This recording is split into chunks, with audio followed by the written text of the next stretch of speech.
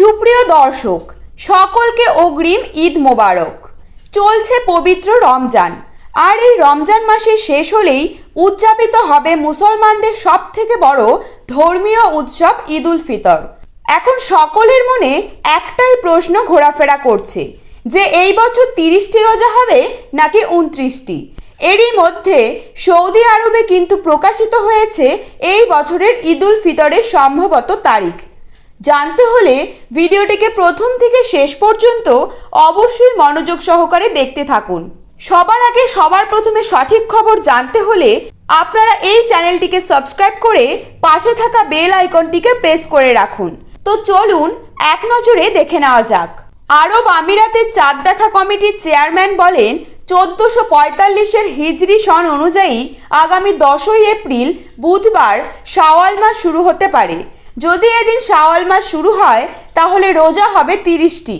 তাহলে সেই হিসেবে ভারত ও বাংলাদেশে ঈদ উল ফিতর উদযাপিত হবে এর পরের দিন, অর্থাৎ 11ই এপ্রিল 2024।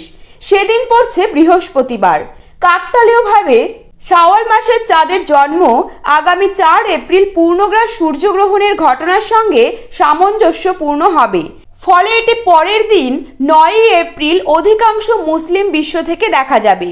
ঈদ উল ফিতরের দিন মুসল্লিরা নামাজের জন্য মসজিদে যায়।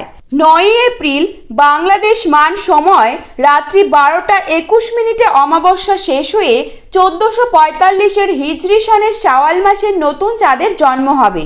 ওই দিন সূর্যাস্তের সময় চাঁদের বয়স হবে 0.7480 দিন এবং সূর্যাস্তের 22 মিনিট 7 সেকেন্ড পর চন্দ্রাস্ত ঘটবে। ওই দিন রাত 9টা 1 মিনিটে প্রতিপদ শেষ হয়ে দ্বিতীয়া শুরু হবে। এই বছর খালি চোখে চাঁদ দেখার সম্ভাবনা খুবই কম হতে পারে বলে জানিয়েছে আবহাওয়া অফিস। চাঁদ দেখা কমিটির মতে 10ই এপ্রিল চাঁদ দেখা যেতে পারে আকাশে এবং 11 তারিখ হতে পারে ঈদ উল ফিতর।